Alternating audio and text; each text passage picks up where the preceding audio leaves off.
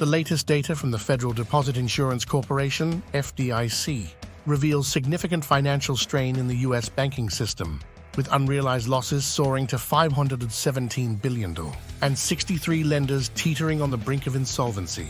In its quarterly banking profile report, the FDIC outlines a mixed picture for the banking sector. While the industry showed resilience in certain areas, challenges are mounting due to rising unrealized losses and declining net interest margins. These unrealized losses, largely stemming from exposure to the residential real estate market, represent the difference between the price banks paid for securities and their current market value. When banks need liquidity, these paper losses can become actual financial burdens.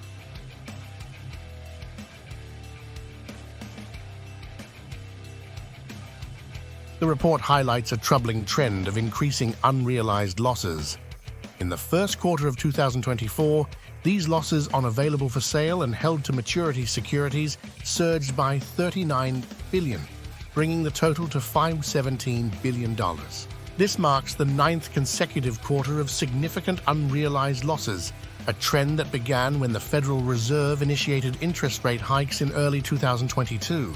The primary driver of this increase has been higher mortgage rates, which have negatively impacted the value of residential mortgage-backed securities held by banks. Despite these challenges, the banking industry's net income rebounded strongly in the first quarter.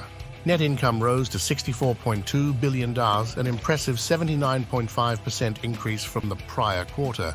This rebound was largely attributed to a significant reduction in non-recurring expenses, including lower FDIC special assessment costs and fewer goodwill write-downs. Excluding these factors, net income still saw a substantial increase of 14.3%, driven by higher non-interest income and lower provision expenses. Community banks also reported positive results, with net income increasing by 6.1% to $6.3 billion. This growth was driven by better performance in securities sales and reductions in non-interest and provision expenses. However, the industry's net interest margin continued to decline, dropping by 10 basis points to 3.17%. This figure is below the pre-pandemic average of 3.25%, reflecting the pressures of increased competition for deposits and declining asset yields. Community banks experience a similar decline, with their net interest margin falling to 3.23%. Asset quality metrics remained generally favorable, though there were notable exceptions. The non-current rate, which measures loans that are past due or in non-accrual status, increased by 5 basis points to 0.1%. This is still below the pre-pandemic average of 1.28%. But the increase was driven by commercial real estate, CRE loans, and credit card portfolios, both of which have shown signs of stress. The non-current rate for non-owner-occupied CRE loans reached its highest level since 2013, particularly driven by issues in the office loans segment at the largest banks. The report also noted a decline in total loans, which fell by $35 billion, 0.3%, in the first quarter. This decline was mainly seen in the largest banks, driven by seasonal reductions in credit card loans and lower auto loan balances. The year-over-year loan growth rate slowed to 1.7%, the lowest since the third quarter of 2021. This growth was led by increases in credit card and CRE loans. In contrast, community banks showed more robust loan growth, with a 0.09% increase from the prior quarter and a 7.1% increase from the previous year, led by CRE and residential mortgage loans.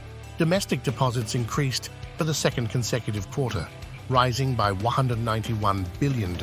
This growth was driven by an increase in transaction accounts. The ongoing shift from non-interest-bearing deposits to interest-bearing deposits continued, with the latter increasing by 1.7% quarter over quarter.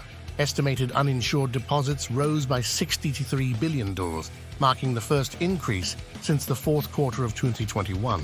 One of the more concerning aspects of the report is the increase in the number of banks on the FDIC's problem bank list. This list includes banks with significant financial, operational, or managerial weaknesses. The number of banks on this list rose from 52 in the fourth quarter of 2023 to 63 in the first quarter of 2024, representing 1.84% of total banks. This increase is within the normal range for non-crisis periods, but indicates growing strain in the sector. The total assets held by problem banks increased by $15.8 billion to $82.1 billion during the quarter. The Deposit Insurance Fund, DIF, also saw changes, with its balance rising to $125.23 billion by the end of March 2024. This increase was driven primarily by assessment revenue. The reserve ratio, which measures the fund balance relative to insured deposits, increased by 2 basis points to 1.17%. The FDIC projects that the reserve ratio will reach the statutory minimum of 1.35% by September 30, 2028, as required by law. This projection remains on track, despite the challenges facing the banking sector.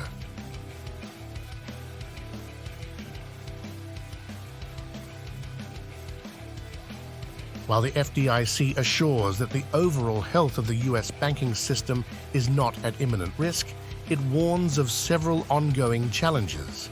Persistent inflation, volatile market interest rates, and geopolitical uncertainties continue to exert pressure on the industry. These factors could lead to further deterioration in credit quality, earnings, and liquidity. The FDIC also highlights specific areas of concern, including the continued deterioration in office property loans and credit card loans, which require close monitoring. The report underscores the need for vigilant supervision as the banking sector navigates these turbulent times. Funding and margin pressures are likely to persist, and the FDIC will maintain a close watch on these issues throughout the year. In conclusion, while the U.S. banking industry demonstrated resilience in the first quarter of 2024 with a strong rebound in net income and stable liquidity, significant challenges remain. The surge in unrealized losses and the increase in the number of problem banks underscore the need for continued vigilance and proactive management to mitigate the risks posed by ongoing economic and geopolitical uncertainties. If you found this video informative, make sure to hit the like button, subscribe to our channel, and ring the bell to stay updated on all things crypto. Thanks for watching, and we'll see you in the next video.